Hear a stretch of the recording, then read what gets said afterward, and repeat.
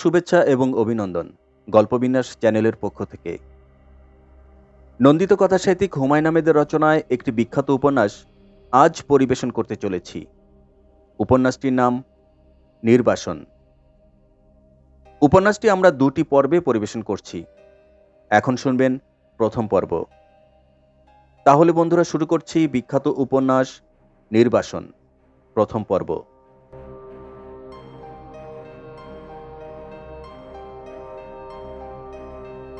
রাত্রিতে তার ভালো ঘুম হয়নি, বারবার ঘুম ভেঙেছে।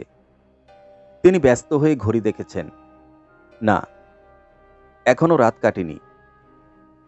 একবার হিটার জ্বালিয়ে কফি বানালেন, কিছুক্ষণ পায়চারি করে এলেন ছাদ থেকে। আবার বিছানায় ফিরে গিয়ে ঘুমানোর চেষ্টা করলেন। ছাড়া ছাড়া ঘুম, অর্থহীন এলোমেলো স্বপ্ন দেখে আবার ঘুম ভাঙল। ভোর হতে আর কত দেরি? আকাশে সামান্য একটু আলোর রেখা কখন ফুটবে? কাকা করে কাক ডাকছে। অন্ধকার একটু যেন ফিকে হয়ে গেল। আর হয়তো বেশি দেরি নেই। তিনি এই শীতেও ঘরের দরজা জানলা সব খুলে দিলেন, জানালার সমস্ত পর্দা গুটিয়ে ফেললেন। অন্ধকারে কিছুই নজরে আসছে না। কিন্তু তিনি বাতি জ্বালালেন না।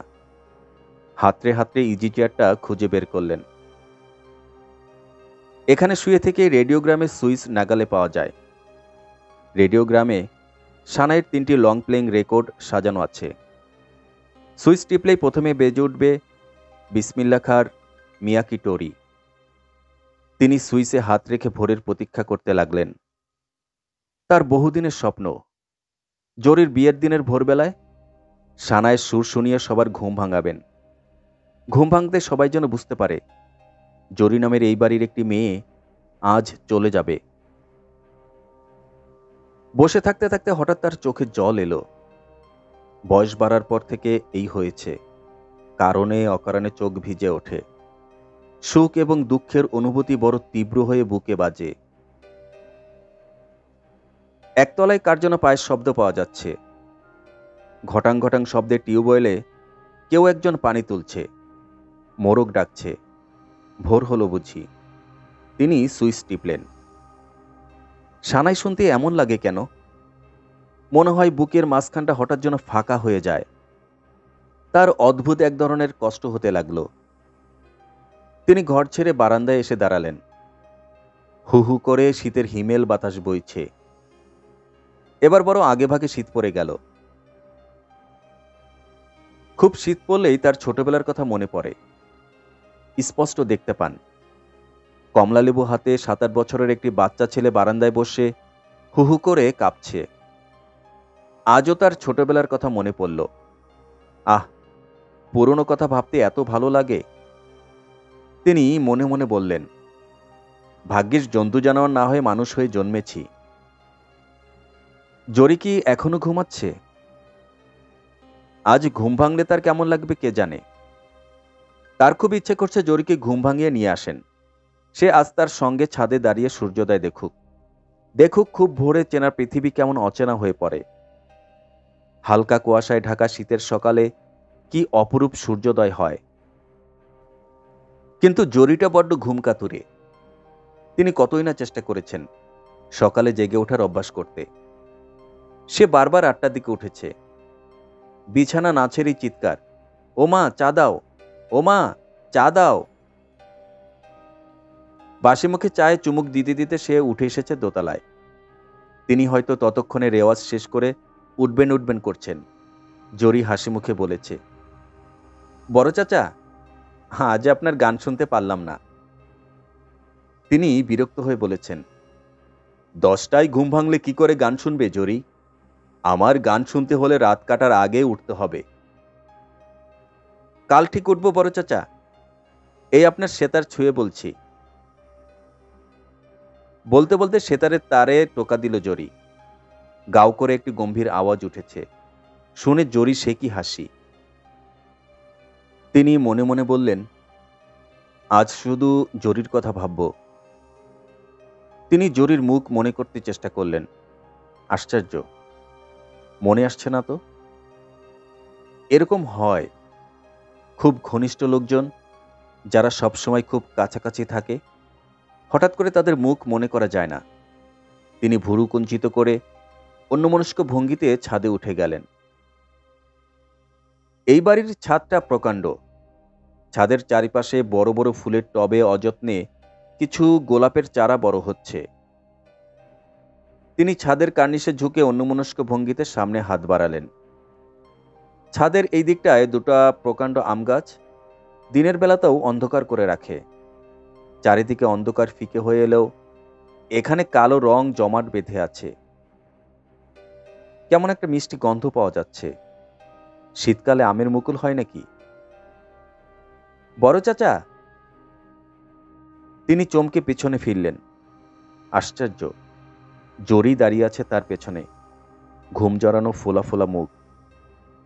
মেয়েটিকে আজ বড় অচেনা মনে হচ্ছে। এত রূপসী তো জরিকে কখনো মনে হয়নি। বিয়ের আগের দিন সব মেয়ে নাকি গুটি পোকার মতো খোলস ছেড়ে প্রজাপতি হয়ে বেরিয়ে আসে। তিনি হাসি হাসি মুখে তাকিয়ে রইলেন। বড় চাচা, কি করছেন একা একা? সানাই শুনছি। আজ আমি খুব ভোরে উঠেছি। আপনি খুশি হননি চাচা? তিনি হাসলেন। জরি একটা হলুদ রঙের চাদর গায়ে জড়িয়েছে, একটু একটু শীতে কাঁপছে। জরি, তোর শীত লাগছে? হুম। আপনি আজ রেওয়াজ করবেন না চাচা? না মা, আজ আমার ছুটি। দুজনে খানিকক্ষণ চুপচাপ দাঁড়িয়ে রইলেন। জরি অস্ফুট স্বরে বলল, ইস, কি কুয়াশা পড়েছে বাবা। তিনি একসময় বললেন, সানাই শুনতে ভালো লাগছে জরি? লাগছে। কে বাজাচ্ছে জানো? জানি না, কে বাজাচ্ছে? বিসমিল্লা খা, এখন বাজাচ্ছে মিয়াকি টোরি। জরি আরো কাছে সরে এসে কার্নিশে ভর দিয়ে দাঁড়ালো। মৃদু গলায় বলল, কি সুন্দর লাগছে। আগে জানলে রোজ ভোরে উঠতাম। তিনি জরির দিকে তাকিয়ে সস্নেহে হাসলেন। জরি বলল, একটা হালকা সুবাস পাচ্ছেন বড় চাচা? পাচ্ছি। বলুন তো কিসের? তিনি ভাবতে চেষ্টা করলেন। শিউলি ফুলের নাকি? বাগানে একটি শিউলি গাছ আছে, কিন্তু সে ফুলের গন্ধ তো হালকা। এতক্ষণে সূর্য উঠল। গাছে গাছে কাক ডাকছে। কিচিরমিচির করতে করতে দুটো শালিক এসে বসেছে ছাদে। জরি হাত বাড়িয়ে দুটি আমের পাতা ছিঁড়ে এনে গন্ধ শুকল। তিনি দেখলেন জরি কাঁদছে। তিনি চুপ করে রইলেন। আহা, একটু কাঁদুক। এমন একটি সময় না কাঁদলে মানায় না। তার ভীষণ ভালো লাগলো। তিনি কোমল গলায় বললেন, জরি, দেখ সূর্য উঠেছে। এমন সুন্দর সূর্যোদয় কখনো দেখেছিস? জরি চোখ মুছে ধরা গলায় বলল, সান্তাহার যাবার সময় একবার ট্রেনে দেখেছিলাম। দেখ, আজকে আবার দেখ। জরি ফিসফিস করে বলল, কি সুন্দর। বলতে বলতে জরি আবার চোখ মুছল। তিনি নরম গলায় বললেন, বোকা মেয়ে, আজকের দিনে কেউ কাঁদে? ওই দেখ দুটি শালিক পাখি। দুই শালিক পাখি দেখলে কি হয় মা? জরি ফিসফিস করে বলল, ওয়ান ফর সরো, টু ফর জয়। ঠিক তখনই জরির বন্ধুরা নিচ থেকে জরি জরি বলে চেঁচাতে লাগলো। জরি নিঃশব্দে নিচে নেমে গেল। তিনি একটি দীর্ঘ নিঃশ্বাস ফেললেন। ভোরের এরকম অচেনা আলোয় মন বড় দুর্বল হয়ে যায়। আপনাকে ক্ষুদ্র ও অকিঞ্চিতকর মনে হয়। বড় বেশি মনে পড়ে। দিন ফুরিয়ে গেল। তিনি সুর করে পড়লেন, ফাবিয়ায় আলা রাব্বিকুমা তুকাজ্জিবান। কাল রাতে চার বান্ধবী জরিকে নিয়ে এক খাটে ঘুমিয়েছিল। এরা অনেক দিন পর একসঙ্গে হয়েছে। লায়লার সঙ্গে জরির দেখা হয়েছে প্রায় 4 বছর পর। আভা ও কনক ময়মনসিংহ থাকলেও দেখা সাক্ষাৎ হয় না বললেই চলে। রুনু জরির দুঃসম্পর্কের বোন। স্কুলে পড়া শেষ করার পর একমাত্র তার সঙ্গেই জরির রোজ দেখা হয়। পুরনো বন্ধুদের মধ্যে শেলি এবং ইয়াসমিন আসেনি। অনেকদিন পর মেয়ে বন্ধুরা একত্রিত হলে একটা দারুণ ব্যাপার হয়। আচমকা সবার বয়স কমে যায়। প্রতিনিয়ত মনে হয় বেঁচে থাকাটা কি দারুণ সুখের ব্যাপার। জরির বন্ধুরা গত পরশু থেকে ক্লান্তিহীন হইচই করে যাচ্ছে। গুজগুজ করে খানিকক্ষণ গল্প, পর মুহূর্তেই উচ্ছ্বাসিত হাসি, আবার খানিকক্ষণ গল্প, আবার হাসি। একজনকে তো দেখা গেল হঠাৎ কি কারণে যেন দল থেকে দৌড়ে ছুটে পালাচ্ছে। তার পেছনে পেছনে ছুটছে বাকি সবাই। খিলখিল হাসির শব্দে সচকিত হয়ে উঠেছে বাড়ির লোকজন। গত রাতটা তাদের জেগেই কেটেছে। আভা তার প্রেমের গল্প বলেছে রাত 1টা পর্যন্ত। তার প্রেমিকটি একজন অধ্যাপক। আভার বর্ণনা অনুসারে দারুণ স্মার্ট এবং খানিকটা বোকা। সে তার স্মার্ট প্রেমিকটির 2টি চিঠিও নিয়ে এসেছিল বন্ধুদের দেখাতে। কারাকারি করে দেখতে দেখতে সেই চিঠির একটি ছিঁড়ে কুটি কুটি, অন্যটি থেকে খুঁটিয়ে খুঁটিয়ে সবাই বানান ভুল বের করতে লাগলো। এক একটি ভুল বের হয় আর আনন্দে উচ্ছ্বাসিত হয়ে ওঠে সবাই। মাঝরাতে লাইলার হঠাৎ চা খেতে ইচ্ছে হলো। কনক বলল, চমৎকার, চল সবাই ছাদে বসে চা খাই। রুনু রাজি হলো না, তার নাকি ঘুম পাচ্ছে। সে বলল, এই শীতে ছাদে কেন? এখানেই তো বেশ গল্পগুজব করছিস। কনক বলল, ছাদে আমি গান শোনাবো। সঙ্গে সঙ্গে দলটি চেঁচিয়ে উঠল। গত 2 দিন ধরেই কনককে গাইবার জন্য সাদাসাদি করা হচ্ছে, লাভ হয়নি। কনক কিছুতেই গাইবে না। লায়লা একবার বলেই ফেলল, একটু নাম হয়েছে এতেই এত তেল? টাকা না পেলে আজকাল তুই আর গাস না? কনক কিছু বলল না, শুধু হেসেছে।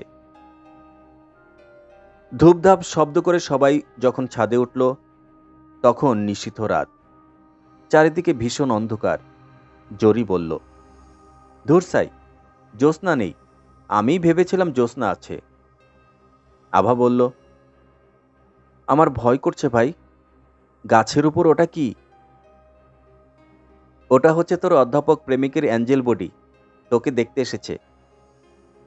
সবাই হো হো করে হেসে উঠল। এই হাসির মধ্যেই গান শুরু করল কনক, সঘন গহন রাত্রি। গান শুরু হতে সবাই চুপ করে গেল। আভা চাপা গলায় বলল, কি সুন্দর গায়, বড় হিংসে লাগে। কনকের গলা খুব ভালো। ছোটবেলায় কিন্তু কেউ বুঝতে পারেনি অল্প সময়ে কনকের এত নামডাক হয়ে যাবে। রেডিওতে প্রথম যখন গায়, তখন সে কলেজে পড়ে। তার পরপরই তার গানের প্রথম ডিস্ক বের হয়, যার এক পিঠে আমি যখন তার দুয়ারে ভিক্ষা নিতে যাই, অন্য পিঠে ওগো শেফালি বোনের মনের কামনা। কনক পরপর 4টি গান গাইল। গানের মাঝখানে জরির মা চায়ের পট নিয়ে মৃদু অনুযোগের সুরে বললেন, নাও তোমাদের চা। এত রাত্রে ছাদে গান বাজনা কি ভালো? চা খেয়ে ঘুমোতে যাও সবাই। কেউ নড়ল না। রুনু বলল, কনক, আজ সারা রাত তোকে গাইতে হবে। জরির মাও একপাশে বসে পড়লেন। জরির বড় চাচাও উঠে এলেন ছাদে। আসর যখন ভাঙল তখন রাত 2টা। জরির বড় চাচা বললেন, বড় ভালো লাগলো মা, বড় মিঠা গলা। জরির গলাও ভালো ছিল, কিন্তু সে তো আর শিখল না। আভা বলল, এখন শিখবে? সবাই খিলখিল করে হেসে উঠল। কনক বলল, আপনার একটা গান শুনি।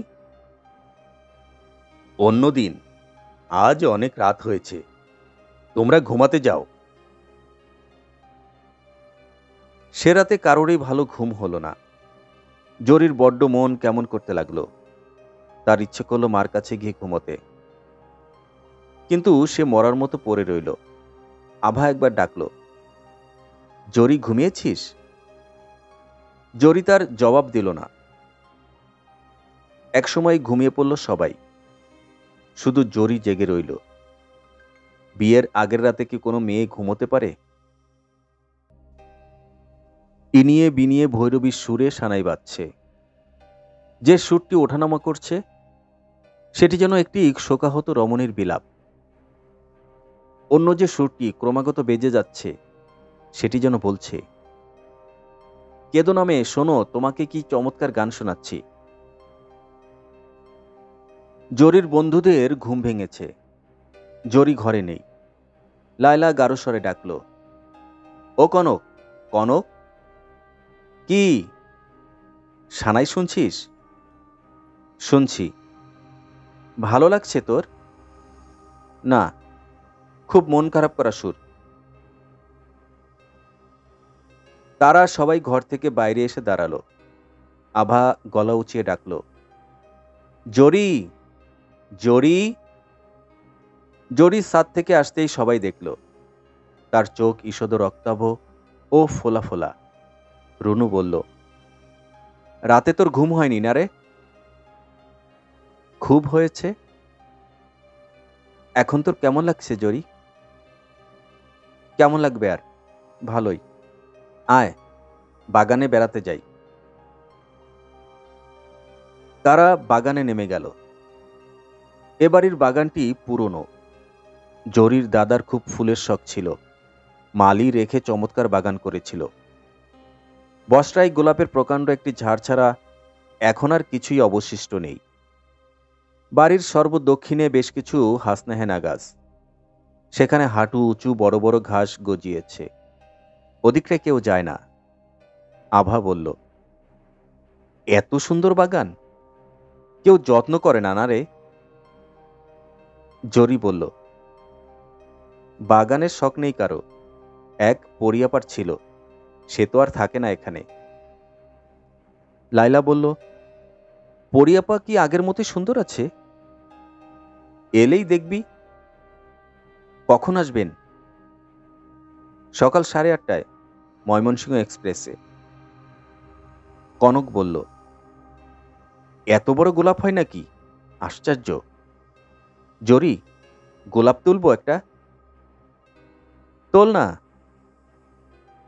4 জন অলস ভঙ্গিতে ঘুরে বেড়াতে লাগলো। সবাই কিছু পরিমাণ গম্ভীর। লায়লা ঘন ঘন কাশছে। কাল রাতে তার ঠান্ডা লেগেছে। কনকের দেখা দেখি সবাই গোলাপ ছিঁড়ে খোপায় গুজেছে।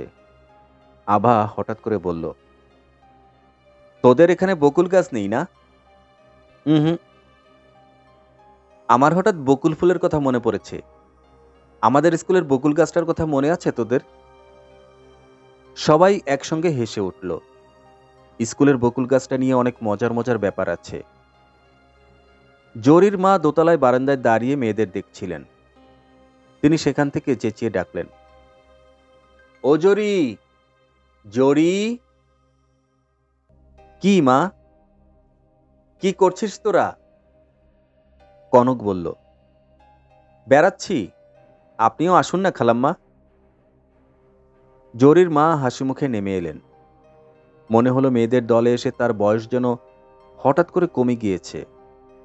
তিনি খানিকক্ষণ ইতস্তত করে বললেন, গত রাতে একটা মজার স্বপ্ন দেখেছি। দেখলাম জরি যেন খুব ছোট হয়ে গিয়েছে, ফ্রক পরে ঘুরে বেড়াচ্ছে বাগানে। আর জেগে দেখি সত্যি তাই। জরি বলল, বললেই হলো, আমি বুঝি ফ্রক পরে ঘুরে বেড়াচ্ছি? জরির মা হাসতে লাগলেন। হালকা গলায় বললেন, আমার যখন বিয়ে হয় তখন এই বাগানটা আরো বড় ছিল। আমি রোজ সকালে এখানে এসে একটা করে ফুল খোপায় গুছতাম। বলেই তিনি হঠাৎ লজ্জা পেয়ে গেলেন। লায়লা বলল, আসুন খালা, আজ আপনার খোপায় ফুল দিয়ে দেই। কি যে বলো মা, ছি ছি। কিন্তু ততক্ষণে কনক একটা ফুল ছিঁড়ে এনেছে। জরির মা আপত্তি করবার আগেই তারা সেটি খোপায় পরিয়ে দিল। তিনি বিব্রত ভঙ্গিতে বললেন, আমি তোমাদের চায়ের জোগাড় করি। আর দেখো, হাসনাহেনা ঝাড়ের দিকে যেও না, খুব সাপের আড্ডা ওইদিকে। শীতকালে সাপ কোথায় খালা? না থাক, তবুও যাবে না। জরির মা চলে যেতেই আভা বলল, খালা যা সুন্দর, দেখলে হিংসে হয়। পরিয়াপাও ভীষণ সুন্দর, তাই না জরি? হ্যাঁ, আর আমি কেমন? পরিয়াপা ফার্স্ট ক্লাস হলে তুই হচ্ছে ইন্টার ক্লাস, আর আমাদের কনক হচ্ছে air condition first class. Kanak একটু গম্ভীর হয়ে গেল, জরির দিকে তাকিয়ে বলল, তোর খুব মায়াবী চেহারা জরি, রূপবতী হওয়া খুব বাজে ব্যাপার। জরি বলল, বাজে হলেও আমি রূপবতী হতে রাজি। সবাই হেসে উঠলেও কনক হাসল না। অসাধারণ সুন্দরী হয়ে জন্মানোয় সে অনেকবার বাথরুমের দরজা বন্ধ করে কেঁদেছে। অনেকবার তার মনে হয়েছে, সাধারণ একটি বাঙালি মেয়ে হয়ে যদি সে জন্মাতো, শ্যামলা রং, একটু বোকা বোকা ধরনের মায়াবী চেহারা, কিন্তু তা হয়নি। পুরুষের লুব্ধ দৃষ্টির নিচে অনেক যন্ত্রণার মধ্যে তাকে বড় হতে হয়েছে। অথচ ছোটবেলায় কেউ যখন বলতো, কনকের মতো সুন্দর একটা মেয়ে দেখেছি আজ, তখন কি ভালোই না লাগতো। কুয়াশা কেটে রোদ উঠেছে, ধানি রঙের নরম রোদ। শিশির ভেজা মাটি থেকে আর্দ্র এক ধরনের গন্ধ আসছে। মেয়েদের দলটি গোল হয়ে বসে আছে শিউলি গাছের নিচে। এই গাছটি একসময় প্রচুর ফুল ফোটাত, আজ আর তার সেই ক্ষমতা নেই। কয়েকটি সাদা ফুল নিচে পড়ে আছে। শীতের বাগানে যখন ধানি রঙের রোদ ওঠে এবং সেখানে যদি কয়েকটি মেয়ে চুপচাপ গোল হয়ে বসে থাকে, তাহলে বাগানের চেহারাই পাল্টে যায়। বড় চাচা অবাক হয়ে দোতলার বারান্দায় দাঁড়িয়ে তাদের দিকে তাকিয়ে রইলেন। বিয়েবাড়ির লোকজন ক্রমে ক্রমে জেগে উঠেছে। বাচ্চা ছেলেদের হুটোহুটি আর কান্নার শব্দ শোনা যাচ্ছে। টিউবওয়েলে ঘটাং ঘটাং করে ক্রমাগত পানি তোলা হচ্ছে। ডেকোরেটরের দোকান থেকে লোকজন এসে গেটের জন্য মাপঝোপ শুরু করেছে। জরির বাবা অকারণে একতলা থেকে দোতলা পর্যন্ত ওঠানামা করছেন। মাঝে মাঝে উঁচু গলা শোনা যাচ্ছে, 1 ঘন্টা ধরে বলছি 1 কাপ চা দিতে, শুধু 1 কাপ চা, এতেই এত দেরি? মেয়ের বিয়ে কি আর কারো হয় না? আভা হঠাৎ বলল, জরি, তোর ছোট চাচার ছেলে কি আমেরিকা চলে গেছে? না, 17 তারিখে যাবে। একাই যাচ্ছে? না, বড় চাচার সঙ্গে যাবেন। কনক বলল, কি জন্য যাচ্ছেন? কই, আমি তো কিছুই জানি না।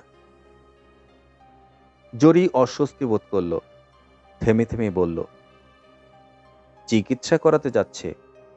মেরুদণ্ডে গুলি লেগেছিল, সেই থেকে প্যারাপ্লেজিয়া হয়েছে, কোমরের নিচ থেকে অবশ। আমাকে তো কিছুই বলিসনি তুই, গুলি লাগলো কি করে? আর্মির লেফটেন্যান্ট ছিলেন। কুমিল্লা ক্যান্টনমেন্টে যখন আর্মির সাথে যুদ্ধ হয়, তখন গুলি লেগেছে। লায়লা বলল, জরির ওই ভাইটিকে তো তুই চিনিস কনক, মনে নেই? একবার আমরা সবাই দল বেঁধে আনন্দমোহন কলেজে থিয়েটার দেখতে গিয়েছিলাম। তখন যে ছেলেটি সন্ন্যাসী সেজেছিল, হঠাৎ নাটকের মাঝখানে তার দাড়ি খুলে পড়ে গেল, ওই তো আনিস, যা মুখচোরা ছিল। জরি একটু হেসে বলল, ছোটবেলায় আনিস ভাই খুব বোকা ছিল, এক একবার এমন হাসির কাণ্ড করে বসতো। তাকে নিয়ে কোথাও বেড়াতে গেলেই হয়েছে, হয় সেখানে একটা কাপ ভাঙবে, নয় চেয়ার নিয়ে হঠাৎ গড়িয়ে পড়বে। রুনু বলল, বাঘের গল্পটা বল জরি, ওটা ভীষণ মজার। না থাক, বল না শুনি। একবার আমরা সবাই জঙ্গল বয় ছবি দেখতে এসেছি। আনিস ভাই ফিরে এসেই বড় চাচার সোয়েটার গায়ে দিয়ে বাঘ সেজেছে, আমরা সবাই সেজেছি হরিণ। আনিস ভাই হালুম শব্দ করে আমার ঘাড় কামড়ে ধরল, কিছুতেই ছাড়বে না, রক্ত টক্ত বেরিয়ে সারা। শেষে বড় চাচা এসে ছাড়িয়ে দিলেন, দেখ এখনো দাগ আছে। জরির মা দোতলা থেকে ডাকলেন, ও মেয়েরা, চা দেওয়া হয়েছে, এসো শিগগির। সবাই দেখল তার মুখ খুব উজ্জ্বল দেখাচ্ছে। একজন সুখী চেহারার মা, যার খোপায় গোজা ফুলটি এখনো রয়েছে, হয়তো ফেলে দিতে মনে নেই তার, কিংবা ইচ্ছে করে ফেলেনি। আভা বলল, চা খেয়ে আমরা আনিস ভাইয়ের সঙ্গে একটু গল্প করব, কেমন জরি? বেশ তো, করবি। যুদ্ধের গল্প শুনতে আমার খুব ভালো লাগে। কনক বলল, কই আর সানাইয়ের শব্দ পাওয়া যাচ্ছে না তো। সানাই বাজছিল ঠিকই, কিন্তু বিয়েবাড়ির হইচই এত বেড়েছে যে শোনা যাচ্ছে না। তারা সবাই দোতলায় উঠে এলো। সিঁড়িতে জরির বাবার সঙ্গে দেখা। তিনি দ্রুত নামছিলেন। জরিকে দেখে থমকে দাঁড়িয়ে উত্তেজিত গলায় বললেন, শুনেছিস কারবার? রশিদ টেলিফোন করেছে, দই নাকি পাওয়া যাবে না। জরি, তুই আমার সোয়েটারটা বের করে দে তো, আমি নিজেই যাই। তাড়াতাড়ি কর। এমন গাধার মতো দাঁড়িয়ে আছিস কেন? বলে তার খেয়াল হলে বিব্রত ভঙ্গিতে বললেন, আচ্ছা, আমি নিজেই খুঁজে নেব। জরির বন্ধুরা হাসতে লাগল। সমস্ত শরীর মনে হচ্ছে অবশ হয়ে যাচ্ছে। কোমর থেকে তীক্ষ্ণ ব্যথা ক্রমশ তীক্ষ্ণ ও তীব্র হয়ে উঠেছে। সে তোয়ালা দিয়ে মুখ মুছল। ব্যথাটা শুরু হলেই ভীষণ ঘাম হয় ও পানির প্রবল তৃষ্ণা হয়। আজ টেবিলে পানির জগটি শূন্য। বিয়েবাড়ির ব্যস্ততার জন্য হয়তো রাত্রিতে পানি রেখে যেতে কারো মনে নেই। আনিস উল্টো দিকে 100 থেকে গুনতে শুরু করল। 100, 99, 98। কোন একটা ব্যাপারে নিজেকে ব্যস্ত রাখা, যাতে ব্যথাটা ভুলে থাকা যায়। ঘড়িতে 6:30 বাজে। অন্যদিন এই সময় টিঙ্কু এসে পড়ে, আজ আসেনি। বিয়েবাড়ির হইচই ফেলে সে যে আসবে এরকম মনে হয় না। তবু দরজার পাশে কোনো একটা শব্দ হতেই আনিস উৎকর্ণ হয়ে ওঠে। না, টিঙ্কু নয়। আবার তোয়ালে দিয়ে মুখের ঘাম মুছে আনিস কাতরাতে থাকে। 80, 79, 78, 77। 7টা বেজে গেছে। আজ তাহলে টিঙ্কু আর এলোই না। অন্যদিন ভোর 6টার মধ্যে দরজায় ছোট ছোট হাতের থাবা পড়ত। চিনচিনে গলায় শোনা যেত, আনিস, আনিস। কি টিঙ্কুমণি? আমি এসেছি, দরজা খোলো। আনিসের খাতটি এমনভাবে রাখা যেন সে শুয়ে শুয়েই দরজার হুক নাগাল পায়। টিঙ্কুর সাড়া পেলেই সে দরজা খুলে দিত। দেখা যেত ঘুম ঘুম ফোলাম মুখে 4 বছরের একটি বাচ্চা মেয়ে দাঁড়িয়ে আছে। তার মাথা ভর্তি লাল চুল, গায়ে কোনো ফ্রক নেই বলে শীতে কাঁপছে। দরজা খুলতেই সে গম্ভীর হয়ে বলবে, আনিস, তোমার ব্যথা কমেছে? হ্যাঁ টিঙ্কু। আচ্ছা। তারপর সেই লাল চুলের মেয়েটি ঝাঁপিয়ে পড়বে বিছানায়। তার হইচইয়ের কোনো সীমা থাকবে না। একসময় বলবে, আমি হাতি হাতি খেলবো। তখন কালো কম্বলটা তার গায়ে জড়িয়ে দিতে হবে। একটা কোলবালিশ ধরতে হবে তার নাকের সামনে, এবং সে ঘন ঘন হুঙ্কার দিতে থাকবে। আনিস বারবার বলবে, আমি ভয় পাচ্ছি, আমি ভয় পাচ্ছি। একসময় ক্লান্ত হয়ে কম্বল ফেলে বেরিয়ে আসবে সে। হাসি মুখে বলবে, আনিস, একটা সিগারেট খাও। টিঙ্কু নতুন দেয়াশালায় জ্বালাতে শিখেছে। সে সিগারেট ধরিয়ে দেবে। কিন্তু আজ দিনটি শুরু হয়েছে অন্যরকম ভাবে। আজ টিঙ্কু নেই। আনিস আবার ঘড়ি দেখল, 7:30 বাজে। অন্যদিন এই সময়ে তার দাড়ি কামানো হয়ে যেত, বাসি জামাকাপড় বদলে ফেলত, ভোরের 1 কাপ চা খাওয়া শেষ হতো। আজ হয়নি। রাত থাকতে যে অসহ্য ব্যথা শুরু হয়েছে, দিনের আলোর সঙ্গে সঙ্গে যেন তা ক্রমেই বাড়ছে। পিপাসায় বুক মুখ শুকিয়ে কাঠ। খুট করে শব্দ হলো দরজায়। আনিস চমকে উঠে বলল, কে? টিঙ্কু নাকি? টিঙ্কু? কিন্তু টিঙ্কু আসেনি। একটি অপরিচিত ছেলে উকি দিচ্ছে। আনিস কড়া গলায় ধমক দিল, গেট অ্যাওয়ে, গেট অ্যাওয়ে। ভয়ে ছেলেটির চোখে জল এসে গেল। তার পরনে স্ট্রাইপ দেওয়া লাল ব্লেজারের শার্ট ও মাপে বড় হওয়া একটা সাদা প্যান্ট। প্যান্ট বারবার খুলে পড়ছে, আর সে টেনে টেনে তুলছে।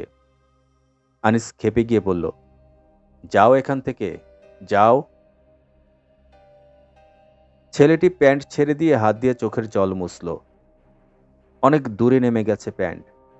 সে ভয় পাওয়া গলায় বলল, আমি হারিয়ে গেছি, আম্মুকে খুঁজে পাচ্ছি না। কি নাম তোমার? বাবু। আনিস খানিকক্ষণ তাকিয়ে রইল বাবুর দিকে। হঠাৎ গলার স্বর পাল্টে কোমল সুরে বলল, ভেতরে এসো বাবু। বাবু সংকুচিত ভঙ্গিতে ভেতরে এসে ঢুকল। একটু ইতস্তত করে বলল, তুমি কাঁদছো কেন? আমার অসুখ করেছে। পেটে ব্যথা? হুম। বসো তুমি চেয়ারে, তোমার আম্মুকে খুঁজে দেব। তুমি কোথায় থাকো? বাসায় থাকি। কি নাম তোমার? বলেছি তো একবার। ও, তোমার নাম বাবু। বসো একটু। আনিস তোয়ালে দিয়ে আবার কপালের ঘাম মুছল। 9টা বেজে গেছে। রোদ এসেছে ঘরের ভেতরে। একটা ভ্যাপসা ধরনের গরম পড়েছে। বাসি বিছানা থেকে এক ধরনের ভেজা গন্ধ আসছে। বাবু বসে আছে চুপচাপ। সে এক দৃষ্টে তাকিয়ে আছে আনিসের দিকে। আনিস ভাই, ভেতরে আসবো? দরজার ওপাশে জরির বন্ধুরা কৌতূহলী চোখে উকি দিচ্ছে। এদের মধ্যে এক রুনুকেই আনিস চিনতে পারল। আনিস বলল, জরি আসেনি? না, সে একতলায় আটকা পড়েছে। জরির গায়ে হলুদের আয়োজন চলছে নিচে। পরীর জন্য অপেক্ষা করতে করতে দেরি হয়ে গেল। পরীর আসবার সময় হয়েছে, তাকে আনতে স্টেশনে গাড়ি গিয়েছে। চিত্রিত পিঁড়িতে বসে আছে জরি। কলসিতে করে পানি এনে রাখা হয়েছে। জরির সামনের ডালায় বিচিত্র সব জিনিসপত্র সাজানো। সেখানে আবার 2টি প্রদীপও জ্বলছে। রাজ্যের মেয়েরা ভিড় করেছে সেখানে। বরের বাড়ি থেকে পাঠানো গায়ে হলুদের শাড়ি নিয়ে বেশ হইচই চলছে। কাজের বেটিরাও নাকি এত কম দামি শাড়ি পরে না, এ ধরনের কথা শোনা যাচ্ছে।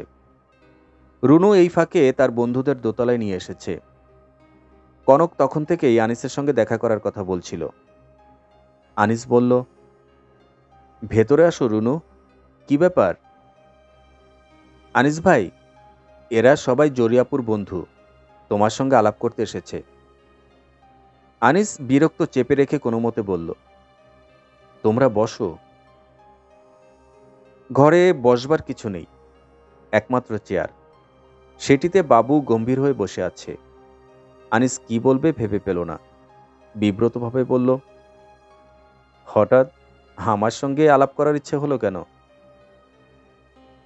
কেউ সে কথার জবাব দিল না। রুনু কনককে দেখিয়ে বলল, এর নাম কনক। খুব নামকরা মেয়ে আনিস ভাই, রেডিওতে রবীন্দ্র সঙ্গীত গায়।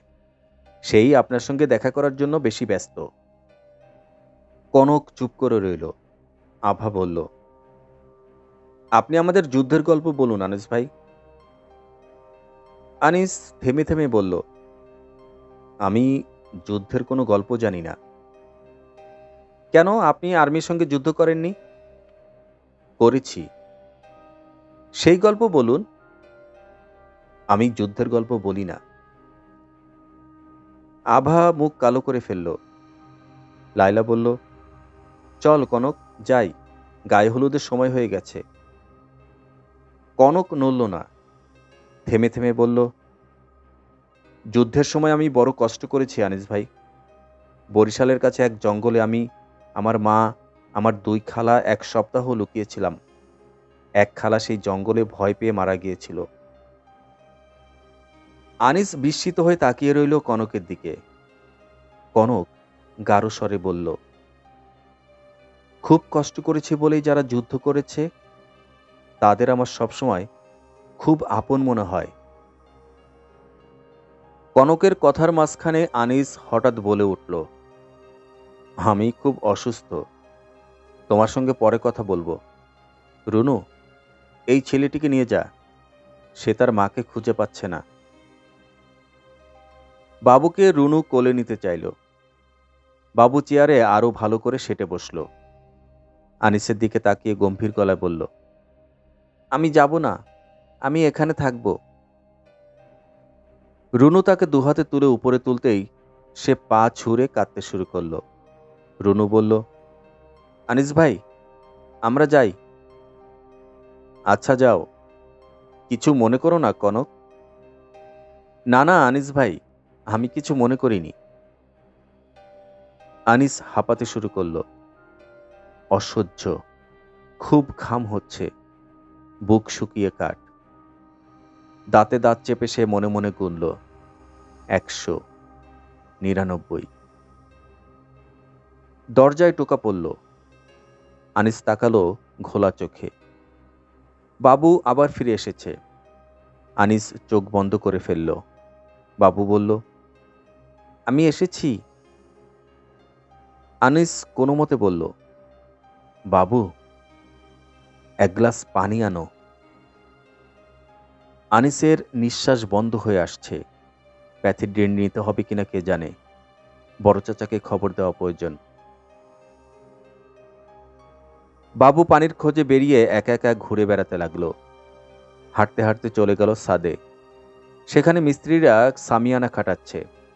সে অনেকক্ষণ ধরে তাই দেখল। তারপর নেমে এলো দোতলায়। দোতলা খা খা করছে।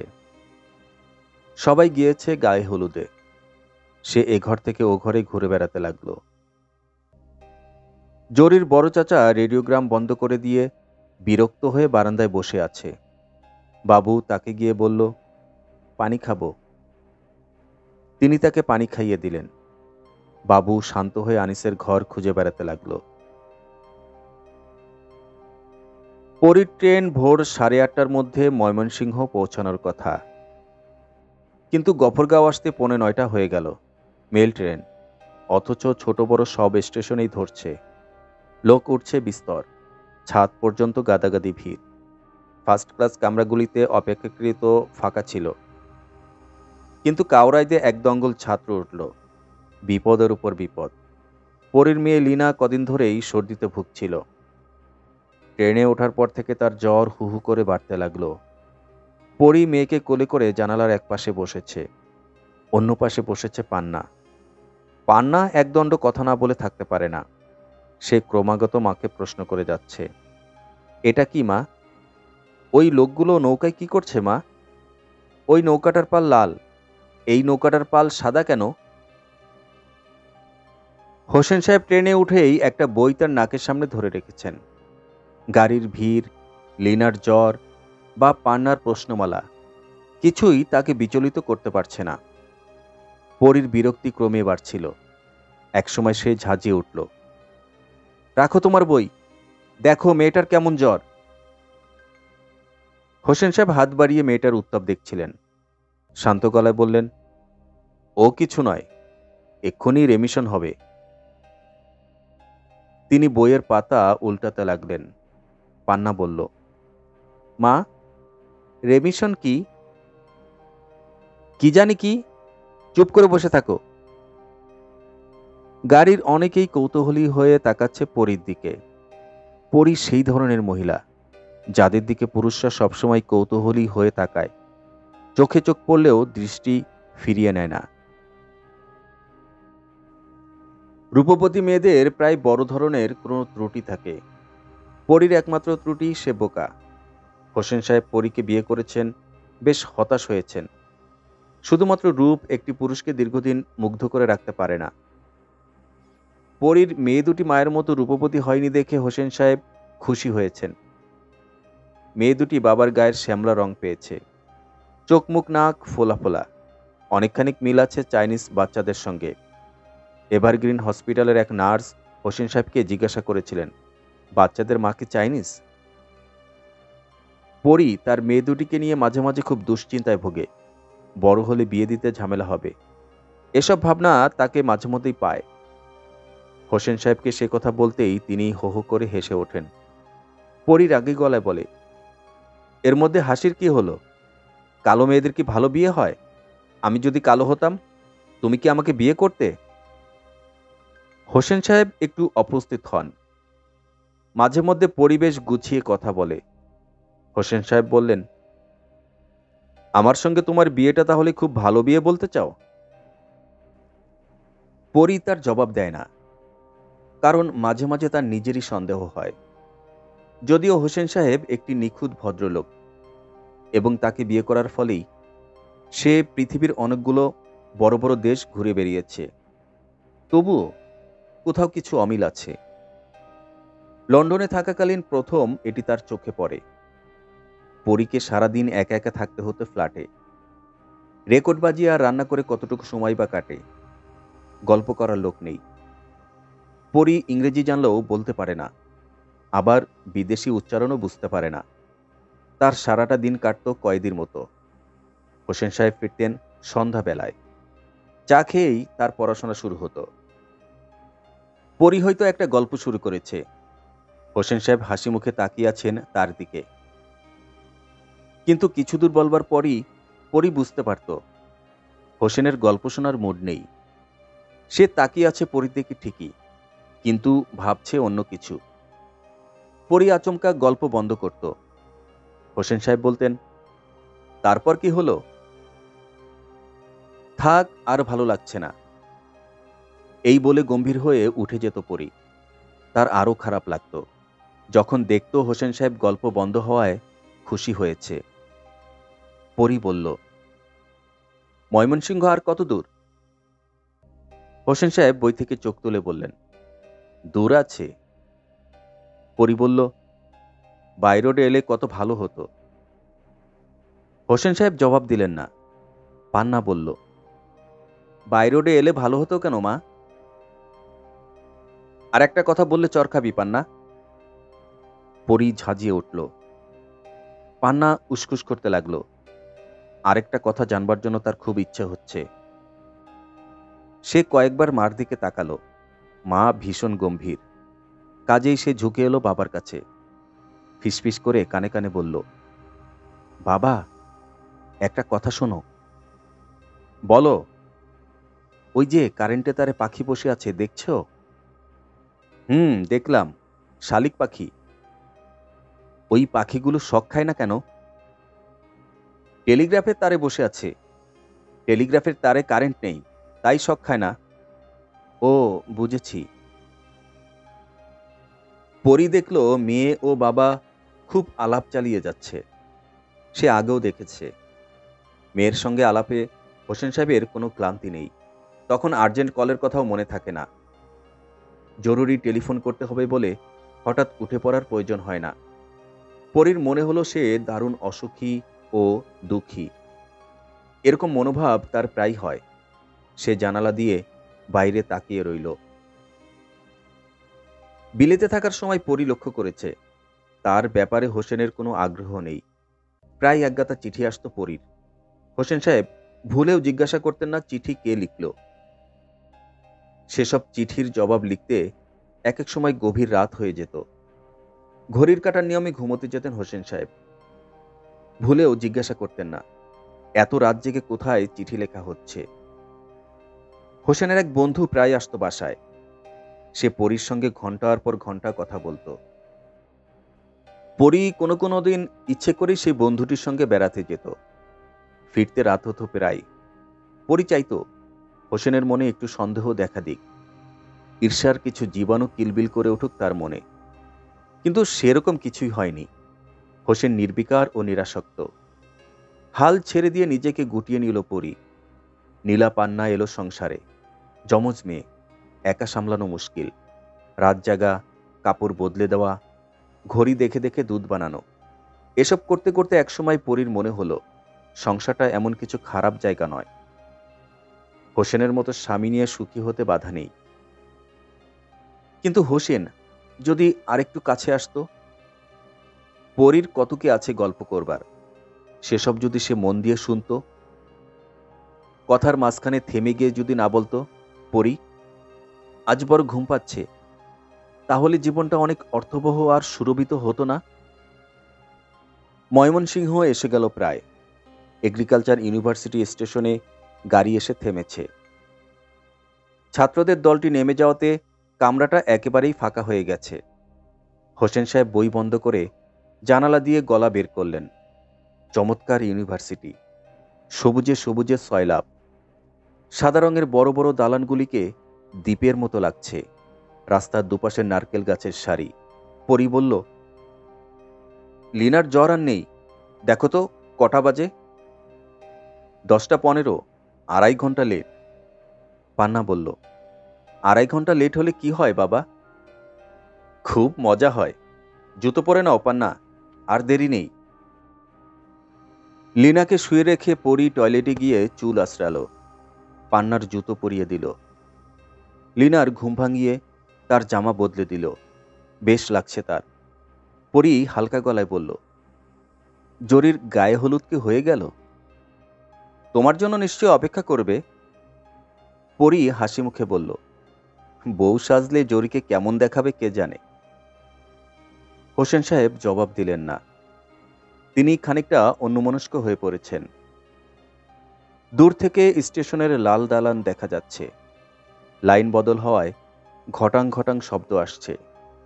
হোসেন সাহেব হঠাৎ করে বললেন, পরি, আনিসের চিঠিটার কথা মনে আছে তোমার? বড় কষ্ট লাগছে। পরি বলল, আনিস বাঁচবে তো? না, স্পাইনাল কর্ডের লম্বোসেক্রাল রিজিয়ন ড্যামেজ। তাছাড়া শুধু প্যারাপ্লেজিয়া নয়, আরও সব জটিলতা দেখা দিয়েছে। শুনেছি প্যাথিড্রিন নিতে হয়। পরি গম্ভীর হয়ে পড়ল। হোসেন সাহেব বললেন, কাল রাত থেকে আনিসের চিঠির কথা মনে পড়ছে। তোমার কাছে আছে সেটা? না, নেই। চিঠিটি আনিস পরীকে অনেক ভনিতা করে লিখেছিল। 5 বছরে আনিস মাত্র 4টা চিঠি লিখেছিল, 6-7 লাইনের দায়সারা গোছের চিঠি। কিন্তু শেষ চিঠিটি ছিল সুদীর্ঘ। চিঠিতে অনেক কায়দা কানুন করে লিখেছিল সে জরিকে বিয়ে করতে চায়। কাউকে বলতে লজ্জা পাচ্ছে, তবে জরির কোনো আপত্তি নেই। এখন একমাত্র ভরসা পরি। পরি যদি দয়া করে কিছু একটা করে, তাহলে সারা জীবন সে ইত্যাদি ইত্যাদি। পরি এ চিঠি পেয়ে হাসবে কি কাঁদবে ভেবে পায় না। সে জোর গলায় বলেছে, জরি কিছুতেই রাজি হবে না। ভাই বোনের মতো মানুষ হয়েছি, ছোটবেলা সবাই এক খাটে ঘুমাতাম। কিন্তু হোসেন সাহেব খুব শান্ত গলায় বলেছেন, খুব রাজি হবে। আনিসের মতো ছেলে হয় না। তুমি লিখো শ্বশুর সাহেবকে, আমিও লিখব। আনিসের চিঠি পেয়ে হোসেন সাহেবের একটুও বুঝতে অসুবিধা হয়নি যে চিঠিটা আসলে জরি লিখেছে। আনিস শুধু কপি করেছে। চিঠিতে 5বার আশ্চর্য শব্দটি আছে। ঘন ঘন আশ্চর্য ব্যবহার করা জরির পুরনো অভ্যাস। তার সব চিঠি শুরু হয় এইভাবে, আশ্চর্য, বহুদিন আপনাদের চিঠি পাই না। আনিস খুবই ভালো ছেলে, এতে সন্দেহের কোনো কারণ নেই। তবু পরি জানত বাবা কিছুতেই রাজি হবে না। তিনি কোনো এক বিচিত্র কারণে আনিসকে সহ্য করতে পারতেন না। তাছাড়া আনিসের মা বিধবা হবার পরপরই আরেকটা ছেলেকে বিয়ে করে খুলনায় চলে যায়। এ নিয়েও অনেক কথা ওঠে। সব জেনে শুনে পরির বাবা আনিসকে পাত্র হিসাবে পছন্দ করবেন কেন? তাছাড়া এত ঘনিষ্ঠভাবে চেনা একটি ছেলেকে কি বিয়ে করা উচিত? পরি খুব দুশ্চিন্তায় পড়ে গিয়েছিল। এর পরপরই স্বাধীনতা যুদ্ধ শুরু হলো। পরীকে চিঠি লিখতে আর হলো না। সে যখন দেশে ফিরে এলো, তখন আনিস কম্বাইন্ড মিলিটারি হসপিটালে, সেখান থেকে পিজিতে। জরি আনিসকে দেখে খুব কেঁদেছিল। আনিস সান্ত্বনার ভঙ্গিতে বলেছে, একটা যুদ্ধে অনেক কিছু হয় জরি। কতবার জরি গিয়েছে হাসপাতালে, কত কথাই তো হয়েছে। কিন্তু ভুলেও আনিস সেই চিঠির কথা উল্লেখ করেনি। জরিও সে প্রসঙ্গ তোলেনি। যেন তাদেরও মনে নেই তারা দুজন মিলে চমৎকার একটি চিঠি লিখেছিল।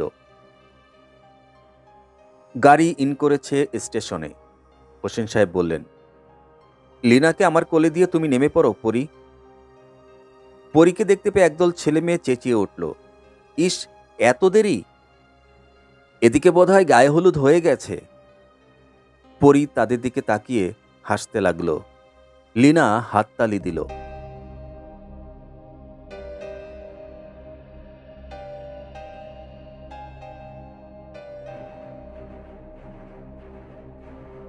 প্রিয় শ্রোতা, উপন্যাসটির দ্বিতীয় পর্বের আমন্ত্রণ জানিয়ে প্রথম পর্ব এখানেই শেষ করছি। এতক্ষণ সাথে থাকার জন্য আপনাকে অসংখ্য ধন্যবাদ। উপন্যাসটি কেমন লাগছে তা অবশ্যই কমেন্টস করে জানাবেন। গল্পটি যদি ভালো লেগে যায় তাহলে অবশ্যই একটি লাইক দিয়ে গল্পটি শেয়ার করে দিবেন অন্যান্য সকলের জন্য। আর হ্যাঁ, আমার চ্যানেলে অসংখ্য জনপ্রিয় সব গল্প আপলোড দেওয়া রয়েছে। ইচ্ছে করলে আমার চ্যানেলটি ঘুরে আসতে পারেন আর শুনে আসতে পারেন অসংখ্য জনপ্রিয় সব গল্প। আর আপনি যদি আমার চ্যানেলটি এখনও সাবস্ক্রাইব করে না থাকেন তাহলে প্লিজ চ্যানেলটি সাবস্ক্রাইব করে বেল বাটনটি অন করে দিতে ভুলবেন না, তাহলেই আমার কষ্ট সার্থক হবে। তাহলে বন্ধুরা, আর কথা নয়, কথা হবে দ্বিতীয় পর্বে। সে পর্যন্ত আপনারা ভালো থাকুন, সুস্থ থাকুন, দেশের জন্য কাজ করুন, দেশকে ভালোবাসুন। সেই কামনায় আল্লাহ হাফেজ।